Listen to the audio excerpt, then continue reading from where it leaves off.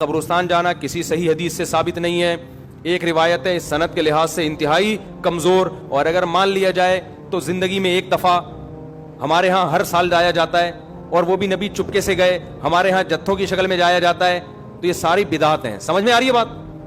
ایک تو وہ حدیث انتہائی کمزور ہے سند کے لحاظ سے, اس سے شرعی مسئلہ ثابت نہیں ہوتا. لہذا ہماری رائے یہی ہے کہ 15 شعبان کو قبرستان ثواب سمجھ کے جانا بدعت عمل ہے, اور ثواب سمجھے بغیر جانا بدعت کی تائید ہے. تو نہ جائیں قبرستان. سمجھتے ہو؟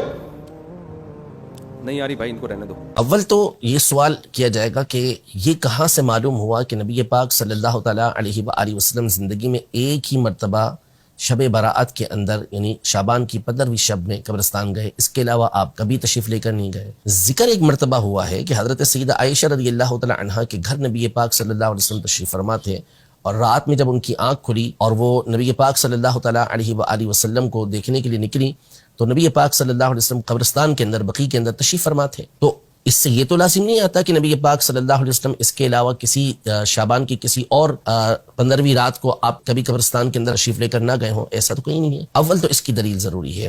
دوسری بات یہ ہے کہ نبی پاک صلی اللہ تعالیٰ علیہ وآلہ وسلم نے قبروں کی زیارت کا حکم دیا. فرمایا کنت نہیتکم عن زیارت القبور فزوروها, کہ میں نے تمہیں قبروں کی زیارت سے منع کیا تھا لیکن اب تم ان کی زیارت کیا کرو.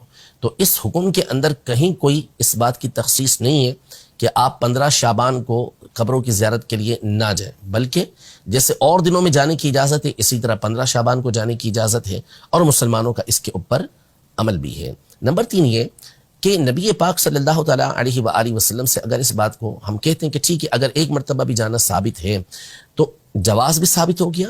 دوسرا, نبی پاک صلی اللہ تعالیٰ علیہ وآلہ وسلم نے جانے کی جو وجہ بیان کی وہ اس رات میں اللہ پاک کی طرف سے ہونے والی جو انعامات کی بارش ہے, اس کے اندر جو مغفرت ہوتی ہے اسے بیان کیا. تو کیا وہ صرف اسی 15ویں شعبان کی رات کو تھی, اور شعبان کی 15ویں راتوں کو بھی اسی طرح بخشش و مغفرت کی بشارتیں موجود ہوتی ہیں؟ جب موجود ہوتی ہیں تو اسی علت کے پیش نظر قبرستان جانے کے اندر کوئی حرج نہیں ہے. ایسے بہت سارے افعال نبی پاک صلی اللہ علیہ وسلم کے آپ کو مل جائیں گے کہ آپ علیہ السلام نے وہ عمل ایک ہی مرتبہ کیا, لیکن دیگر دلائل کی روشنی میں علماء نے اس بات کو بیان کیا کہ وہ عمل ہمیشہ کیا جاتا ہے, اور یہ عقلی طور پر بھی ہے. جیسے دسترخوان ہے جو عیسائیوں کے اوپر عیسیٰ علیہ السلام کے ماننے والوں پر نازل ہوا, ایک ہی مرتبہ یہ دسترخوان نازل ہوا, لیکن حضرت عیسیٰ علیہ السلام نے فرمایا کہ تکون لنا عید الاولین و آخرین, کہ یہ ہمارے اول پہلے والوں کے لیے اور بعد میں آنے والوں کے لیے سب کے لیے عید ہو جائے. جو موجود ہیں ان کے لیے بھی عید, آنے والوں کے لیے بھی عید. تو ہوا تو ایک ہی مرتبہ, لیکن ہمیشہ کے لیے اس کے لیے جشن منانے کے لیے, اس کو عید بنانے کے لیے حضرت عیسیٰ علیہ السلام ارشاد فرما رہے ہیں. اور یوں ہی ہر معاملے کے اندر ہوتا ہے کہ آزادی ایک ہی مرتبہ میری وطن کی, لیکن ہمیشہ اس تاریخ کو جشن منایا جاتا ہے, خوشی منائی جاتی ہے.